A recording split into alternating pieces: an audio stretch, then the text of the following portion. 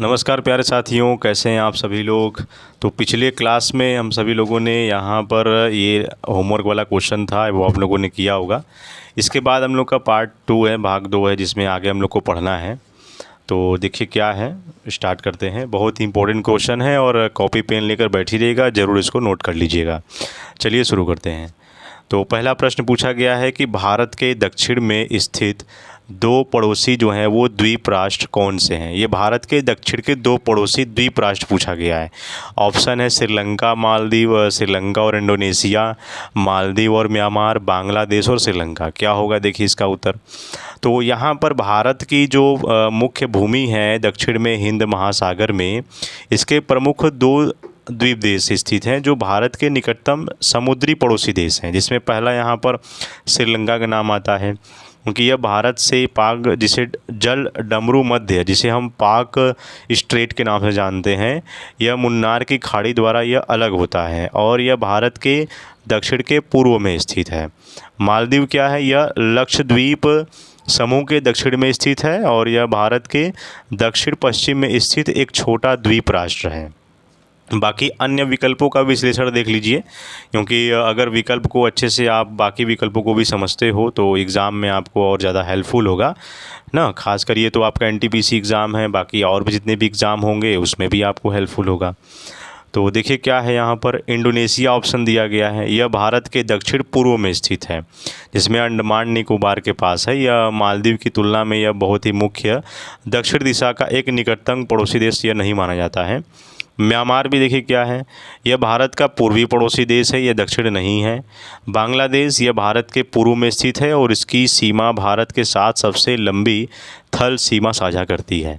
तो इसका उत्तर देखिए पहला हो जाएगा श्रीलंका और मालदीव। ऑप्शन ए जो है वो आपका सही है। नेक्स्ट क्वेश्चन देखिए कि भारतीय संविधान के किस अनुच्छेद के तहत उच्चतम न्यायालय को न्यायिक पुनरावलोकन की शक्ति प्राप्त है। मतलब सुप्रीम कोर्ट को न्यायिक पुनरावलोकन बताया गया है। देखिए क्या होगा इसका उत्तर। ऑप्शन दिया गया है अनुच्छेद 14 है, अनुच्छेद 32 है, अनुच्छेद 44 है, अनुच्छेद 153 है। क्या होगा इसका उत्तर। यह न्यायिक पुनरावलोकन वह शक्ति होता है जिसके द्वारा न्यायपालिका विधायिका द्वारा बनाए गए कानूनों और कार्यपालिका के आदेशों की संवैधानिकता की जांच करती है। जिसमें अनुच्छेद 32 जो है यह एक संवैधानिक उपचारों का अधिकार कहा जाता है और इसके तहत यदि किसी नागरिक के मौलिक अधिकारों का हनन होता है तो वह सीधे उच्चतम न्यायालय जा सकता है और न्यायालय किसी भी ऐसे कानून को शून्य घोषित कर सकता है जो संविधान के खिलाफ हो। तो इसका उत्तर क्या हो जाएगा, उत्तर बी जो है वो आपका सही आंसर है। नेक्स्ट क्वेश्चन देखिए क्या है आपका, और बाकी जो है विकल्पों का विश्लेषण का यहाँ फैक्ट जरूर लिखा हुआ है, इसको आप पढ़ लीजिएगा। जिसमें देखिए अनुच्छेद 14 है, यह विधि के समक्ष समानता का अधिकार देता है, यह मौलिक अधिकार है, न कि यह एक न्यायिक शक्ति का अनुच्छेद। और अनुच्छेद 44 है, यह समान नागरिक संहिता जिसे यूनिफॉर्म सिविल कोड से संबंधित है, जो राज्य के नीति निर्देशक तत्वों यानी DPSP का हिस्सा है। और अनुच्छेद 153 यह प्रत्येक राज्य के लिए एक राज्यपाल गवर्नर की नियुक्ति से संबंधित है, याद रखिएगा। नेक्स्ट क्वेश्चन है, वर्ष 2023-24 में भारत में प्राकृतिक रबर का सबसे बड़ा उत्पादक राज्य कौन सा है। उत्तर क्या है देखिए, ऑप्शन है त्रिपुरा, केरल, कर्नाटक, तमिलनाडु। देखिए प्राकृतिक रबर का सबसे बड़ा उत्पादक राज्य केरल है, ठीक है, क्योंकि केरल का यह कोट्टायम जिला है, भारत की रबर राजधानी के रूप में जाना जाता है। यह रबर बोर्ड का मुख्यालय भी स्थित है, ठीक है। यहाँ ये इसको ऑप्शन बी जो है वो आपका सही है। नेक्स्ट क्वेश्चन है, बैशागु उत्सव मुख्य रूप से भारत के किस राज्य में मनाया जाता है। बहुत ही इंपॉर्टेंट क्वेश्चन है, यह सवाल हर एग्ज़ाम में, जिसमें जीके का क्वेश्चन आता है, हर एग्ज़ाम में यह पूछा गया है, इसको याद रखिएगा। तो असम है, मणिपुर, मेघालय, नागालैंड। देखिए यह बैशागु जो है वो असम के सबसे लोकप्रिय और रंगीन त्योहारों में से एक है और यह मुख्य रूप से असम के बोडो समुदाय द्वारा यह मनाया जाता है। और यह बोडो जो है 9 वर्ष का प्रतीक है और प्रसिद्ध बोहाग बिहू जो है ये अप्रैल के मध्य में मनाया जाता है। तो असम इसका ऑप्शन ए सही हो जाएगा। बाकी यहाँ पर विकल्पों का विश्लेषण जरूर कर लीजिए क्या है। देखिए मणिपुर का भी ऑप्शन आया था, ये यहाँ का मुख्य त्यौहार जो है वो लाई हरोबा और संघाई उत्सव मनाया जाता है, याद रखिएगा, मणिपुर में। और मेघालय में देखिए क्या है, मेघालय यहाँ गारो जनजाति द्वारा वांगला और खासी जनजाति द्वारा नोंगक्रेम नृत्य उत्सव मनाया जाता है। और नागालैंड यहाँ का जो है वो सबसे प्रसिद्ध उत्सव हार्नबिल त्यौहार है, जिसे त्योहारों का त्यौहार कहा जाता है। याद रखिएगा, त्योहारों का त्यौहार हार्नबिल याद रखिएगा, नागालैंड। ये भी कई बार एग्जाम में पूछा गया प्रश्न है। नेक्स्ट क्वेश्चन देखिए, ब्लू स्काईज पहल मुख्य रूप से किस उद्देश्य के लिए शुरू की गई? ब्लू स्काईज क्या है? देखिए ऑप्शन है जल संरक्षण के लिए, अंतरिक्ष अनुसंधान के लिए, वायु प्रदूषण को नियंत्रित करने के लिए, या वनीकरण को बढ़ावा देने के लिए। तो पहले हम फैक्ट पढ़ लेते हैं। तो संयुक्त राष्ट्र महासभा जो है UNGA ने वायु गुणवत्ता में सुधार के महत्व को रेखांकित करने के लिए नीले आसमान के लिए स्वच्छ हवा का अंतर्राष्ट्रीय दिवस, जिसे international day of clean air for blue skies की शुरुआत की थी। तो यह वायु प्रदूषण को नियंत्रित करने के लिए है, control air pollution. Option C जो है वो आपका सही हो जाएगा, ये याद रखिएगा। और यह दिवस जो है वो 7 सितंबर को हर साल मनाया जाता है। और यह पूछता है आपसे कि संयुक्त राष्ट्र पर्यावरण कार्यक्रम इस पहल के क्रियान्वयन में प्रमुख भूमिका निभाता है। इसका फुल फॉर्म भी आपसे पूछता है, याद रखिएगा। ठीक है,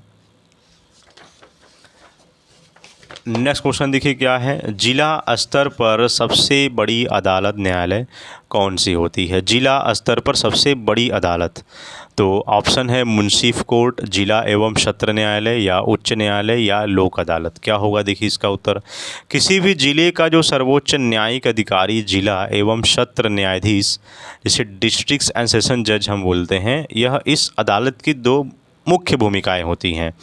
तो हम देखिए जहाँ पर हम लोग भी रहते हैं अपने ज़िले में, तो अपने न्यायालय के बारे में जानना ज़रूरी है। हम लोग तो जानते हैं कि एक हमारा एक ज़िला कोर्ट है ना, डिस्ट्रिक्ट कोर्ट है, और हाई कोर्ट है, सुप्रीम कोर्ट है। लेकिन उन ज़िलों के अंदर भी बहुत सारे हैं, जैसे मुंसिफ कोर्ट देखिए क्या काम करता है ना, लोक अदालत का काम क्या करता है, ये चीज़ें नहीं मालूम होती हैं, तो इनके बारे में भी जानना ज़रूरी है। देखिए पहले डिस्ट्रिक्ट कोर्ट क्या होता है, जिला न्यायालय। जब न्यायाधीश जो है वो दीवानी यानी सिविल, यानी जब ज़मीन जायदाद या पैसों से जुड़े मामलों की सुनवाई करते हैं, तब हम इसे जिला न्यायालय कहते हैं। याद रखिएगा डिस्ट्रिक्ट कोर्ट, कभी भूलिएगा मत, कोई भी आपसे पूछ सकता है। ठीक, तो जिला स्तर पर सबसे बड़ी अदालत न्यायालय, तो आपका तो जिला एवं सत्र न्यायालय ऑप्शन बी सही है, लेकिन हमें पूरे फैक्ट को जानना जरूरी है। आगे देखिए क्या है, सत्र न्यायालय, सेशन कोर्ट जिसे हम कहते हैं। जब वही न्यायाधीश फौजीदारी यानी क्रिमिनल, यानी चोरी, मारपीट या हत्या जैसे आपराधिक मामलों की सुनवाई करते हैं, तो इसे सत्र न्यायालय कहा जाता है। याद रखिएगा फौजीदारी और दीवानी में क्या अंतर होता है। ठीक है, और कुछ विशेष शक्तियां होती हैं जिसमें जिला एवं सत्र न्यायाधीश के पास जो होता है वो मृत्युदंड, फांसी की सज़ा देने का अधिकार होता है। लेकिन ऐसी सज़ा को लागू करने से पहले संबंधित जो है वो उच्च न्यायालय से पुष्टि यानी कन्फर्मेशन करना अनिवार्य होता है। तो ये याद रखिएगा, आपका तो ऑप्शन बी जो था वो सही था। और कुछ विकल्पों का यहाँ पर विश्लेषण कर लीजिए। देखिए मुंसिफ कोर्ट यहाँ नाम आया है, क्या है होता है, यह सिविल मामलों की सुनवाई करने वाली जो होती है वो सबसे निचली अदालत होती है। तो सिविल मतलब जो ज़मीन जायदाद पैसों से जुड़े मामलों में सुनवाई हो। और उच्च न्यायालय आपको मालूम ही है कि यह पूरे राज्य की सबसे बड़ी अदालत होती है, जिला स्तर का नहीं होता है। लोक अदालत देखिए क्या है, यह विवादों को आपसी समझौते के आधार पर एक निपटाने का एक वैकल्पिक मंच है, और यह नियमित न्यायिक पदानुक्रम में सबसे ऊपर नहीं आती है। तो याद रखिएगा। नेक्स्ट क्वेश्चन क्या है कि निम्नलिखित में से कौन से विषय भारतीय संविधान की संघ सूची यूनियन लिस्ट के अंतर्गत आते हैं? ऑप्शन है यहाँ पर रक्षा और नागरिकता, पुलिस और कृषि, शिक्षा और वन, स्वास्थ्य एवं स्वच्छता। ऑप्शन देखिए क्या, ऑप्शन तो है आपका, और इसका फैक्ट क्या है पढ़ लेते हैं। तो इस ऑप्शन में से पूछा गया है कि कौन सी विषय भारतीय संविधान की संघ सूची के अंदर आते हैं, यूनियन लिस्ट में आता है, तो ये पूछा गया है। तो पहले यूनियन लिस्ट है क्या, याद रखिए ये संघ सूची में वे विषय शामिल होते हैं जिन पर कानून बनाने का जो अनन्य अधिकार केवल केंद्र सरकार यानी संसद के पास होता है। ठीक है, और रक्षा देखिए क्या है, डिफेंस, देश की सुरक्षा और सेना से जुड़े सभी मामले केंद्र के अधीन होते हैं। नागरिकता सिटीजनशिप क्या है? देखिए, नागरिकता देने या लेने से संबंधित नियम यह संसद द्वारा बनाए जाते हैं। और अन्य मुख्य विषय हैं विदेशी मामले जैसे बैंकिंग, रेलवे, परमाणु ऊर्जा, डाक तार और जनगणना भी इसी सूची का हिस्सा हैं। और वर्तमान स्थिति में संघ सूची में वर्तमान में 100 विषय मूल रूप से जो है वो 97 शामिल हैं। ये देखिए एग्ज़ाम में पूछा हुआ है कि संघ सूची में कितने विषय हैं, तो 100 विषय और मूल रूप से 97 शामिल है। ये भी पूछ चुका है, इसको भी याद रखिएगा। तो इसका उत्तर क्या होगा? संघ सूची के अंतर्गत है रक्षा और नागरिकता। ऑप्शन ए जो है वो आपका सही है। नेक्स्ट क्वेश्चन देखिए कि कंप्यूटर की वह कौन सी मुख्य विशेषता है जो उसे बहुत ही कम समय में जटिल गणनाएं करने में सक्षम बनाती हैं? कंप्यूटर की वह कौन सी मुख्य विशेषता है? देखिए, ऑप्शन है शुद्धता, गति, कर्मठता या बहुमुखी प्रतिभा। देखिए, कंप्यूटर की सबसे महत्वपूर्ण विशेषता उसकी गति होती है। जाहिर सी बात है, अगर आपका कंप्यूटर स्लो चलेगा तो क्या आप यूज़ करेंगे उतना? नहीं ना, कैलकुलेशन कहाँ हो ही नहीं पाएगा उतना। तो उसकी स्पीड जो है बहुत मायने रखती है। और उसका कार्य क्षमता क्या है? देखिए, एक कंप्यूटर लाखों करोड़ों निर्देश जो इंस्ट्रक्शन होता है वो 1 सेकेंड में संसाधित कर सकता है, प्रोसेस कर सकता है। और इसका मापन जो होता है वो कंप्यूटर की गति को आमतौर पर MIPS मिलियंस ऑफ इंस्ट्रक्शंस पर सेकेंड या गीगाहर्ट्ज़ में मापा जाता है। तो याद रखिएगा, ऑप्शन बी जो है वो आपका सही है, स्पीड यानी गति। नेक्स्ट क्वेश्चन क्या है? देखिए आपका, विद्यार्थियों का स्कोर कार्ड या रिपोर्ट कार्ड तैयार करने के लिए हम आम तौर पर किस प्रकार के सॉफ्टवेयर का उपयोग करते हैं? देखिए, कंप्यूटर का नॉलेज आपके पास होना चाहिए, अगर नहीं है तो सीखिए, बहुत ज़रूरी है। केवल कंपटीशन के लिए नहीं, आपके हुनर को भी तराशने के लिए है, बहुत इंपॉर्टेंट है। तो कंप्यूटर ज़रूर सीखिए। और कंप्यूटर सवाल देखिए आपके कॉम्पिटिटिव एग्ज़ाम में इस बार, मतलब मैं देख रहा हूँ इस साल से कि कंप्यूटर के सवाल हैं वो काफ़ी ज़्यादा पूछे जा रहे हैं। ठीक है, देखिए, तो विद्यार्थियों का स्कोर कार्ड पूछा गया है, वो किस सॉफ्टवेयर का उपयोग करते हैं? ऑप्शन है सिस्टम सॉफ्टवेयर, शैक्षिक software, graphic design software, utility software. तो इसका तो आसान है, देखकर ही बता सकते हो कि एजुकेशनल सॉफ्टवेयर ही होगा। लेकिन कैसे होगा? देखिए, जो शैक्षिक सॉफ्टवेयर वे प्रोग्राम होते हैं जो विशेष रूप से शिक्षण और सीखने की प्रक्रिया को आसान बनाने के लिए ये डिज़ाइन किया गया होता है। जिसमें देखोगे आपकी स्कूल और कॉलेज डाटाबेस मैनेजमेंट सिस्टम होता है, स्कूल के मैनेजमेंट सॉफ्टवेयर का उपयोग करते हैं जो शैक्षिक सॉफ्टवेयर की श्रेणी में आते हैं, है ना। आपने देखा होगा किसी बच्चे का रिजल्ट बनाना हुआ तो उसमें ग्राफ का ये सब यूज़ करते हैं ना, पाई चार्ट, बार चार्ट और एक कॉलम, रोज, सब कुछ साथ में दिखाना पड़ता है ना। तो वो सारी चीज़ें हैं और इनमें छात्रों के अंक दर्ज करना, औसत निकालना, ग्रेड देना, अंत में व्यवस्थित स्कोर कार्ड प्रिंट करना। तो यही जो मैंने आपको बताया, जो कि MS एक्सेल भी उसमें उपयोग किया जाता है, एक एप्लीकेशन सॉफ्टवेयर होता है। ठीक है, नेक्स्ट क्वेश्चन देखिए क्या है आपका, इनमें से कौन सा एक प्रसिद्ध तबला वादक हैं जिन्होंने कई विदेशी कलाकारों के साथ मिलकर एल्बम निकाले हैं और अंतर्राष्ट्रीय स्तर पर ख्याति प्राप्त की है? ऑप्शन क्या है? देखिए, पंडित रविशंकर, उस्ताद जाकिर हुसैन, उस्ताद बिस्मिल्लाह खान या हरिप्रसाद चौरसिया। देखिए, पता होना चाहिए आपको इसका उत्तर क्या है। उस्ताद जो हैं वो जाकिर हुसैन भारत के सबसे प्रसिद्ध तबला वादक हैं।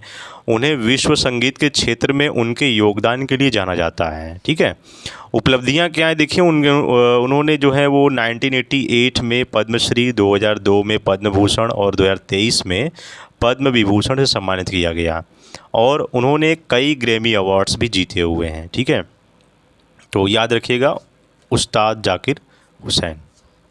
और बाकी यहाँ पर विकल्पों का विश्लेषण देख लीजिए कि पंडित रविशंकर कौन है। ये दुनिया के सबसे प्रसिद्ध सितार वादक थे। इन्होंने भी विदेशों में भारतीय संगीत को लोकप्रिय बनाया और लेकिन इनका मुख्य वाद्य यंत्र सितार था, ये याद रखिएगा। इसमें ऑप्शन भी हैं, उस्ताद बिस्मिल्लाह खान ये भारत के महान शहनाई वादक थे और इन्हें भारत रत्न से भी सम्मानित किया गया था। और हरिप्रसाद चौरसिया ये एक विश्व प्रसिद्ध जो है वो बांसुरी वादक है। ठीक, नेक्स्ट क्वेश्चन क्या है? देखिए, 1818 में बंगाल में शुरू हुई फ़राइज़ी आंदोलन का नेतृत्व किसने किया था? फ़राइज़ी आंदोलन देखिए क्या है। ऑप्शन है सैयद अहमद बरेलवी या हाजी शरीउतुल्लाह या टीटू मीर या दादू मियाँ। क्या होगा? देखिए इसका उत्तर कि फ़राइज़ी आंदोलन की शुरुआत जो थी वो 1818 में पूर्वी बंगाल जो कि अब बांग्लादेश में है। तो याद रखिएगा 1818 में पूर्वी बंगाल में हुआ था। इसके संस्थापक हैं हाजी शरीयतुल्लाह ने की थी, और फ़राइज़ी शब्द जो है वो फ़राइज़ से बना है, जिसका अर्थ है ईश्वर द्वारा निर्धारित जो है वो अनिवार्य कर्तव्य। याद रखिएगा। इनका उद्देश्य क्या है? इस आंदोलन का मुख्य उद्देश्य इस्लाम धर्म में व्याप्त कुरीतियों को दूर करना और सामाजिक सुधार लाना था। बाद में यह आंदोलन शोषक जमींदारों और ब्रिटिश शासन के खिलाफ एक राजनीतिक आर्थिक संघर्ष में बदल गया। और उत्तराधिकारी जो थे वो हाजी शरीयतुल्लाह की मृत्यु के बाद उनके पुत्र जो थे दादू मियाँ ने इस आंदोलन को और अधिक क्रांतिकारी और संगठित बनाया। ठीक है, तो याद रखिएगा, हाजी शरीयतुल्लाह जो थे ये आंदोलन के फ़राइज़ी आंदोलन के नेतृत्व किया था। ऑप्शन बी जो है वो आपका सही है। नेक्स्ट क्वेश्चन देखिए क्या है कि भारत में प्रधानमंत्री फसल बीमा योजना के लिए निम्नलिखित में से कौन सी मुख्य कार्यान्वयन एजेंसी है जिसे दिसंबर 1999 में निगमित किया गया था? क्या होगा इसका उत्तर? LIC, नाबार्ड, या भारतीय कृषि बीमा कंपनी लिमिटेड, या भारतीय साधारण बीमा निगम? तो आपको यहाँ से नाम से ही देखिए मालूम चल जाएगा। तो क्या है इसका फैक्ट देखिए, AICIL जो है वो भारत में कृषि बीमा क्षेत्र की सबसे बड़ी और विशिष्ट कंपनी है। तो इसकी संस्थापना जो है वो 20 दिसंबर 1999 को भारतीय कंपनी अधिनियम के तहत निगमित किया गया था। हालांकि इसने अपना जो है वो व्यावसायिक परिचालन अप्रैल 2003 में शुरू हुआ था, और यह प्रधानमंत्री फसल बीमा योजना की मुख्य कार्यान्वयन एजेंसी, और यह किसानों को प्राकृतिक रूप से यहाँ पर आपदाओं, कीटों या बीमारियों के कारण फसल के नुकसान के खिलाफ वित्तीय सुविधा यहाँ पर मिलती है। तो ऑप्शन सी जो है वो आपका सही है। ठीक, नेक्स्ट क्वेश्चन देखिए क्या है आपका, पदार्थ की किस अवस्था में कण जो होते हैं वो सबसे अधिक अनियंत्रित रूप से और उच्चतम गति से गति करते हैं? पदार्थ की किस अवस्था में कण पूछा गया है। तो ऑप्शन है ठोस, तरल, गैस या प्लाज्मा। क्या होगा देखिए, जो गैसीय अवस्था में कणों के बीच जो आकर्षण बल होता है वो बहुत कम होता है, इंटरमोलिकुलर फोर्स बहुत कम होता है, और उनके बीच जो होती है वो रिक्त स्थान यानी स्पेस बहुत अधिक होता है। जैसे रैंडम मोशन यहाँ पर है उसमें होता है, जिसे यादृच्छिक गति हिंदी में कहते हैं। तो गैस के कण सभी दिशाओं में बहुत तेज गति से दौड़ते हैं, और इसकी ऊर्जा देखिए क्या है कि जो इसमें उच्च गतिज ऊर्जा होती के कारण जो होती है ये कण आपस में और बर्तन की दीवारों से लगातार टकराते रहते हैं। और कंप्रेसिबिलिटी देखिए क्या है, संपीड़ितता, अधिक रिक्त स्थान होने के कारण गैसों को आसानी से दबाया जा सकता है। तो याद रखिएगा इसमें इसका उत्तर जो है वो गैस हो जाएगा। ठीक है, देखिए है बहुत छोटा सा सवाल, लेकिन कई सारे इसमें फैक्ट छुपी हुई सारी चीज़ें मालूम होनी चाहिए आपको, और इन सभी विकल्पों का विश्लेषण जरूर पढ़िए। क्या है ठोस, क्या है इनमें कण जो है वो अपनी जगह पर स्थिर रहते हैं या केवल कंपन करते हैं, और उनके बीच आकर्षण बल जो सबसे अधिक होता है, आपने देखा होगा। तरल देखिए क्या है, लिक्विड, इसमें कणों की गति ठोस से अधिक लेकिन गैस से कम होती है। ये एक दूसरे के ऊपर फिसल सकते हैं जिससे बहने का गुण, जैसे फ्लूइडिटी आता है यहाँ पर। और डी प्लाज्मा, यह पदार्थ की चौथी अवस्था है जो केवल बहुत उच्च तापमान जैसे तारों में पाई जाती है। इसमें गैस जो होती है वो आयोनाइज्ड हो जाती हैं। तो प्लाज्मा याद रखिएगा, ये हमारा पदार्थ की चौथी अवस्था। पदार्थ की 3 अवस्था बचपन से हम लोग पढ़ते आ रहे हैं, ठोस, द्रव, गैस, लेकिन चौथी अवस्था प्लाज्मा होती है, ये याद रखिएगा, एग्ज़ाम में ये पूछता है आपसे। ठीक है, नेक्स्ट क्वेश्चन क्या है देखिए, तमिलनाडु राज्य बनाम तमिलनाडु के राज्यपाल मामले में उच्चतम न्यायालय ने यह निर्णय दिया कि राज्यपाल निम्नलिखित में से किसका प्रयोग नहीं कर सकता। अब तमिलनाडु के राज्यपाल का देखिए ये जो मसला है ये केवल एक राज्य का नहीं है, यह दिल्ली में भी आपने देखा होगा केजरीवाल और LG के बीच में क्या हुआ है ना, पंजाब में आपने देखा होगा, केरल में राज्यपाल का, बंगाल में आपने सबसे बड़ा एग्जाम्पल देखा है ना, राज्यपाल को यहाँ पर राष्ट्रपति बनाया गया। तो सारी चीज़ें हैं प्रॉब्लम। तो यहाँ पर पूछा गया है कि उच्चतम न्यायालय ने निर्णय दिया कि राज्यपाल निम्नलिखित में से किसका प्रयोग नहीं कर सकता। तो अगर आप न्यूज़ को फॉलो करते हो और डेली करंट अफेयर्स के हमारे वीडियो देखते हो तो आपको आइडिया होगा, आपको मालूम होगा। तो क्या है इसका उत्तर देखिए, ऑप्शन है निलंबनकारी वीटो, पॉकेट वीटो, पुनर्विचार के लिए वापसी, राष्ट्रपति के विचारार्थ सुरक्षित कर रखना। तो इन चारों में से कौन सा उत्तर है?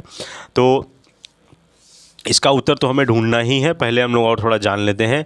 आपने देखा होगा कि जब केजरीवाल और एलजी के बीच में जब बहुत ज़्यादा जब वो सरकार में थे, तो जब सुप्रीम कोर्ट मामला गया तो सुप्रीम कोर्ट ने क्लियर कट बता दिया था कि जो भी देखिए कानूनी कार्रवाई होगी, जो भी कानूनी मसला होगा वो एलजी के पास में रहेगा, है ना। बाकी जो गवर्न करने वाला जो काम है, यानी जो राज्य को संभालने का काम है, राज्य में जो जनता है उनका जो काम है वो तो भाई मुख्यमंत्री अपना देखेंगे, एलजी थोड़ी देखेंगे। तो यहाँ पर सुप्रीम कोर्ट ने क्लियर कट वहाँ पर बता दिया था।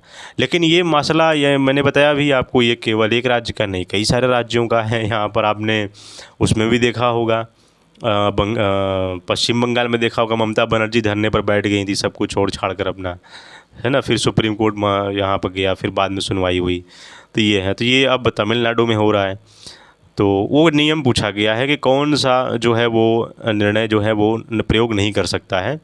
देखिए 8 अप्रैल 2025 को द स्टेट ऑफ तमिलनाडु जो है वो वर्सेस गवर्नर ऑफ तमिलनाडु मामले में न्यायमूर्ति जेबी पारदीवाला और न्यायमूर्ति आर महादेवन की पीठ ने एक ऐतिहासिक निर्णय सुनाया। क्या ऐतिहासिक निर्णय था? न्यायालय ने स्पष्ट रूप से कहा कि भारतीय संविधान के अनुच्छेद 200 के तहत राज्यपाल को पूर्ण वीटो या पॉकेट वीटो का उपयोग करने की अनुमति नहीं है। यहाँ पर न्यायालय ने स्पष्ट रूप से कह दिया है भारतीय संविधान के अनुच्छेद 200 के तहत कि राज्यपाल को पूर्ण वीटो यानी एब्सोल्यूट वीटो या पॉकेट वीटो का उपयोग करने की अनुमति नहीं है, ये याद रखिए। और अनिश्चितकालीन देरी जो है वो अवैध है, यानी राज्यपाल विधेयकों पर अपनी सहमति को अनिश्चित काल के लिए रोक कर नहीं रख सकते और न ही बिना किसी निर्णय के उन्हें लंबित छोड़ सकते हैं। तो ये याद रखिएगा। और अनुच्छेद 142 का प्रयोग, न्यायालय ने अपनी असाधारण शक्तियों का प्रयोग करते हुए उन 10 विधेयकों को स्वीकृति मान लिया जिन्हें राज्यपाल ने लंबे समय से लंबित रखा था। और समय सीमा क्या है? कोर्ट ने निर्देश दिया कि राज्यपालों को विधेयकों पर 1 से 3 महीने के भीतर निर्णय लेना जरूरी है या लेना चाहिए। तो यहाँ पर क्लियर कट यहाँ पर अपना बता दिया है। तो तमिलनाडु राज्य बना, तमिलनाडु राज्यपाल मामले में उच्चतम न्यायालय ने यह निर्णय दिया कि राज्यपाल निम्नलिखित में से किसका प्रयोग नहीं कर सकता। तो इसका पॉकेट वीटो, इसका उत्तर ऑप्शन बी जो है वो आपका सही है। ये याद रखिएगा, ठीक है। नेक्स्ट क्वेश्चन देखिए क्या है कि भारतीय संविधान का कौन सा अनुच्छेद संसद के दोनों सदनों की संयुक्त बैठक का प्रावधान करता है? तो which article of Indian constitution provide the joint seating in both houses of parliament? Option है, देखिए क्या है, अनुच्छेद 105, अनुच्छेद 108, अनुच्छेद 110, अनुच्छेद 112। तो ऑप्शन के अकॉर्डिंग हम लोग यहाँ पर पढ़ेंगे और आर्टिकल देखिए आपको पूरा याद होना चाहिए, ठीक है, बेसिक जो है। तो अनुच्छेद 108 के तहत जो है वो राष्ट्रपति किसी विधेयक पर दोनों सदनों यानी लोकसभा और राज्यसभा के बीच गतिरोध को दूर करने के लिए संयुक्त बैठक बुला सकते हैं, याद रखिएगा। तो कब बुलाई जाती है? जब एक सदन द्वारा पारित विधेयक को दूसरा सदन अस्वीकार कर दे या संशोधनों पर असहमति हो या दूसरा सदन 6 महीने तक कोई कार्रवाई न करे। तो ये याद रखिएगा। और इसकी अध्यक्षता जो है वो संयुक्त बैठक की अध्यक्षता लोकसभा अध्यक्ष जो है वो द्वारा की जाती है और उनकी अनुपस्थिति के उपाध्यक्ष जो है उनकी अनुपस्थिति राज्यसभा के उपसभापति जो है वो कर सकते हैं। तो इसका उत्तर जो है वो 108 है, क्योंकि जो है यहाँ पर राष्ट्रपति जो है संसद के दोनों सदनों की संयुक्त बैठक का प्रावधान कर सकते हैं अनुच्छेद 108 के तहत। ऑप्शन बी आपका सही है। बाकी देखिए क्या है, ऑप्शन 105, अनुच्छेद 105, 110, 112 क्या है वो भी देख लीजिए। ये सारा फैक्ट मैं आपको बता रहा हूँ, ये पता होना चाहिए आपको। देखिए तो अनुच्छेद 105 क्या कहता है? यह संसद के सदस्यों की शक्तियों और विशेषाधिकारों से संबंधित है, ठीक है। और अनुच्छेद 110 क्या है? यह धन विधेयक, जैसे मनी बिल भी परिभाषित से संबंधित है और धन विधेयक केवल लोकसभा में पेश किया जा सकता है, याद रखिएगा। और अनुच्छेद 112 यह वार्षिक वित्तीय विवरण एनुअल फाइनेंशियल स्टेटमेंट यानी बजट से संबंधित है। तो ये याद रखिएगा। ये भी देखिए कई बार प्रश्न पूछा है, जब बजट आता है तो बजट आपका वही मार्च अप्रैल में वही आपका जब होता है, तो याद रखिएगा। तो उसमें जब उस टाइम करंट अफेयर सवाल पूछे जाते हैं तो पूछा जाता है कि यह बजट हमारा कौन सा अनुच्छेद के तहत है वित्तीय विवरण, 112 अनुच्छेद, याद रखिएगा। ये कई सारे कंपटीशन में पूछा गया सवाल है, ठीक है। नेक्स्ट क्वेश्चन देखिए कि यहाँ पर 2023 के अधिनियम के अनुसार राष्ट्रपति द्वारा चुनाव आयुक्त की नियुक्ति किसकी अध्यक्षता वाली चयन समिति के सलाह पर की जाती है? According to the 2023 act, appointment of the election commissioners by the president of made on the advice of the selections committee chaired by home, यानी मुख्य न्यायाधीश पूछा गया है, चीफ जस्टिस। तो देखिए क्या है ऑप्शन ए है यहाँ पर मुख्य न्यायाधीश, ऑप्शन बी है प्रधानमंत्री, ऑप्शन सी है लोकसभा अध्यक्ष, ऑप्शन डी है विपक्ष के नेता। देखिए तो मुख्य निर्वाचन आयुक्त और अन्य निर्वाचन आयुक्त जो है वो नियुक्ति सेवा शर्तें के कार्यकाल विधेयक 2023 के अनुसार यह विधेयक चुनाव आयुक्तों की सेवा शर्तें और कामकाज अधिनियम 1991 का स्थान लेता है। इसमें मुख्य चुनाव आयुक्त सीईसी और चुनाव आयुक्तों जो है ईसी के नियुक्ति वेतन और बर्खास्तगी का प्रावधान है और मुख्य चुनाव आयुक्त और चुनाव आयुक्तों की नियुक्ति राष्ट्रपति द्वारा एक चयन समिति की सिफारिश पर की जाएगी और चयन समिति में प्रधानमंत्री, एक केंद्रीय मंत्रिमंडल मंत्री और लोकसभा में विपक्ष के नेता, सबसे बड़े विपक्ष दल के नेता यहाँ पर शामिल होते हैं। तो ये याद रखिएगा, यहाँ पर जो नियुक्ति जो है यहाँ पर प्रधानमंत्री के द्वारा होती है। ऑप्शन बी आपका सही है। ठीक, नेक्स्ट क्वेश्चन देखिए क्या पूछा गया है।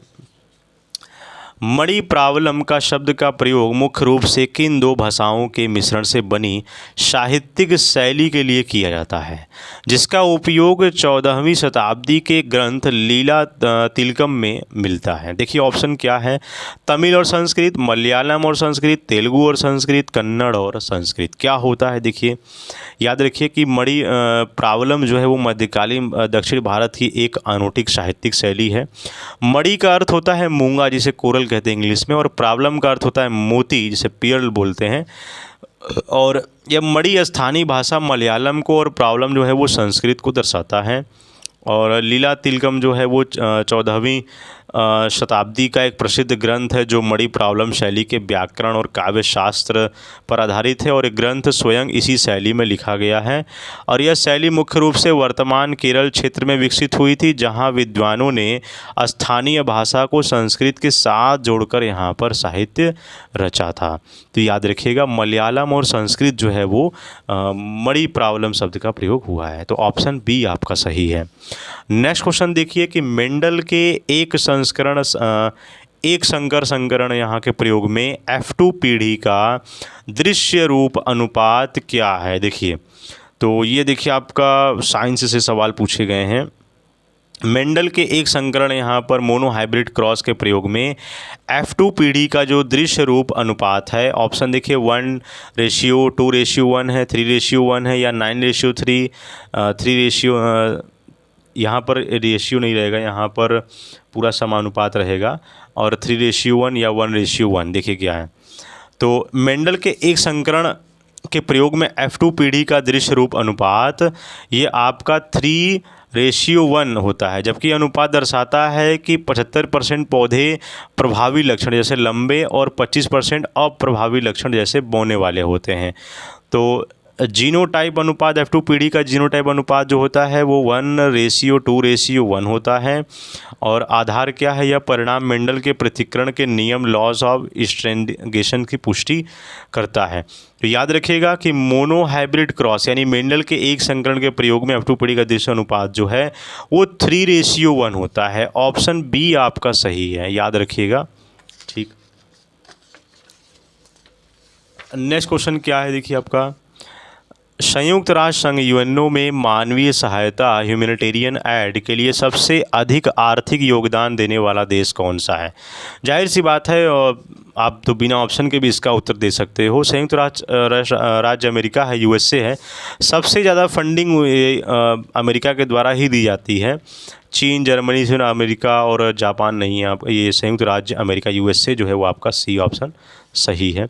नेक्स्ट क्वेश्चन है, चेरियल स्क्रॉल पेंटिंग का संबंध मुख्य रूप से भारत के किस राज्य से है? चेरियल स्क्रॉल पेंटिंग बहुत इंपॉर्टेंट क्वेश्चन है। कर्नाटक, तेलंगाना, उड़ीसा, राजस्थान। देखिए इसका उत्तर तो तेलंगाना होगा, तो ऑप्शन बी को पहले टिक कर लेते हैं। क्यों है, क्या है, कैसे है? देखिए कला का प्रकार, यह एक कथात्मक स्क्रॉल पेंटिंग है जो फिल्म रोल या कॉमिक्स स्ट्रिप की तरह होती है। इसमें हिंदू महाकाव्यों, रामायण, महाभारत, पुराण और लोक कथाओं का चित्रित किया जाता है। इसकी विशेषताएं क्या है? इस पेंटिंग में मुख्य रूप से लाल, नीले, पीले और हरे जैसे जीवंत रंगों का प्रयोग किया जाता है। नक्काशी परिवार यानी यह कला मुख्य रूप से तेलंगाना के नक्काशी परिवारों द्वारा की जाती है, याद रखिएगा। और आपसे देखिए बाकी जो ऑप्शन है उससे भी पूछता है कि वहाँ की प्रसिद्ध पेंटिंग क्या है, चित्रकला क्या है। देखिए कर्नाटक का क्या है, यहाँ की प्रसिद्ध चित्रकला जो है वो शैली मैसूर पेंटिंग और चित्तारा कला है। देखिए ये सवाल पूछा गया है कंपटीशन में, तो ऑप्शन के अकॉर्डिंग भी हमें याद रखना है। उड़ीसा, यहाँ की सबसे प्रसिद्ध कला जो है वो पट्टचित्र है, जो कपड़े या ताड़ के पत्तों पर बनाई जाती है ना। अपना अलग अलग राज्यों का अपना अलग अलग कला चित्र होता है। राजस्थान में क्या है? देखिए यहाँ की प्रसिद्ध स्क्रोल पेंटिंग शैली फड़ चित्रकारी है, जो भीलवाड़ा क्षेत्र में लोकप्रिय है। ठीक है, तो याद रखिएगा आपका यहाँ तो ऑप्शन में तेलंगाना था, चेरियल स्क्रोल पेंटिंग, याद रखिएगा। अच्छा, एक मेरा एक सवाल है इस पर, उत्तर प्रदेश का बताइए क्या है उनका क्या उनका मुख्य रूप से पेंटिंग है, कैसे होता है उत्तर प्रदेश का बताइए, कमेंट बॉक्स में इसका उत्तर दीजिएगा। ठीक है, नेक्स्ट क्वेश्चन देखिए क्या है। भारतीय न्यायपालिका की संरचना में अभिलेख न्यायालय के रूप में किसे उच्चतर क्षेत्राधिकार प्राप्त है? भारतीय न्यायपालिका की संरचना में अभिलेख न्यायालय में देखिए कोर्ट ऑफ रिकॉर्ड बोलते हैं। तो ऑप्शन है जिला न्यायालय, उच्च न्यायालय, लोक अदालत या ग्राम पंचायत। इसमें तो बहुत सारे देखिए क्वेश्चन बहुत सारे बच्चों ने गलत लगा कर आ गया है। देखिए तो भारतीय संविधान के अनुसार जो उच्च न्यायालय यानी हाई कोर्ट और उच्चतम न्यायालय सुप्रीम कोर्ट को उच्चतर क्षेत्राधिकार वाले न्यायालय माना गया है। तो याद रखिएगा इसमें देखिए डिस्ट्रिक्ट कोर्ट, हाई कोर्ट, लोक अदालत, ग्राम पंचायत है ना। तो यहाँ पर सुप्रीम कोर्ट ऑप्शन है नहीं। सुप्रीम कोर्ट अगर होता तो सुप्रीम को वो कोर्ट वाला आंसर होता, लेकिन सुप्रीम कोर्ट है नहीं तो हाई कोर्ट है यहाँ पर। तो ऑप्शन बी जो है वो आपका सही है, याद रखिएगा। इसमें बहुत सारे बच्चे जो हैं यहाँ पर डिस्ट्रिक्ट कोर्ट लगा कर आ गए, तो ये उनको लगा कि यार हमारे ज़िले का अदालत में है ऊँचा, नहीं ऐसा नहीं है। ऑप्शन के अकॉर्डिंग आपको देखना है। ठीक है, नेक्स्ट क्वेश्चन क्या है देखिए। भारत में प्रत्येक 10 वर्ष में आयोजित होने वाली जनगणना सेंसस किस अधिनियम के तहत की जाती है? बहुत ही इंपॉर्टेंट सवाल। ये ऐसा सवाल है जो हर 2-3 साल में किसी न किसी स्टेट एग्ज़ाम में पूछे ही जाते हैं, है ना। और जनगणना तो सवाल आता ही आता है, और ये तो जनगणना आया तो आया कहाँ से, कि इन कानूनी के बेस पर। इसमें देखिए एनटीपीसी में आपसे पूछ दिया। तो ऑप्शन क्या है? जनगणना अधिनियम 1948, नागरिकता अधिनियम 1955, सांख्यिकी संग्रहण अधिनियम 2008, आधिकारिक सांख्यिकी अधिनियम 1923। देखिए भारत में जनगणना एक संवैधानिक उत्तरदायित्व है और इसे जनगणना अधिनियम 1948 के प्रावधानों के तहत संपन्न किया जाता है। और नोडल मंत्रालय में जनगणना का कार्य जो होता है वो गृह मंत्रालय, मिनिस्ट्री ऑफ होम अफेयर्स के अधीन महारजिस्ट्रार और जनगणना आयुक्त आरजीआई के कार्यालय द्वारा किया जाता है। ऐतिहासिक संदर्भ क्या है इसमें? आधुनिक भारत में पहली जनगणना 1872 से मेयो काल में शुरू की गई थी, लेकिन पहली पूर्ण और नियमित जनगणना 1881 रिपन के काल से हर 10 साल में आयोजित की जा रही है। इसका उत्तर याद रखिएगा, जनगणना अधिनियम 1948। ऑप्शन ए आपका सही है। ठीक है, भूलिएगा नहीं, कई बार ये प्रश्न आए हुए हैं तभी मैं बता रहा हूँ। नेक्स्ट क्वेश्चन क्या है देखिए। थोड़ी वीडियो आज लंबी हो गई, बहुत सारा कल का भाग 1 ही हुआ था, आज भाग 2 पूरा कंप्लीट करना है। रेल टिकट और हवाई टिकट की अग्रिम बुकिंग करने की प्रक्रिया को क्या कहते हैं? बहुत इंपॉर्टेंट क्वेश्चन। रेल टिकट और हवाई टिकट की अग्रिम booking, what is the process of booking rail and air ticket in advance called? Option क्या है देखिए। एजुकेशनल सिस्टम, शिक्षा प्रणाली है, आरक्षण, रिजर्वेशंस, बैंकिंग, ई कॉमर्स।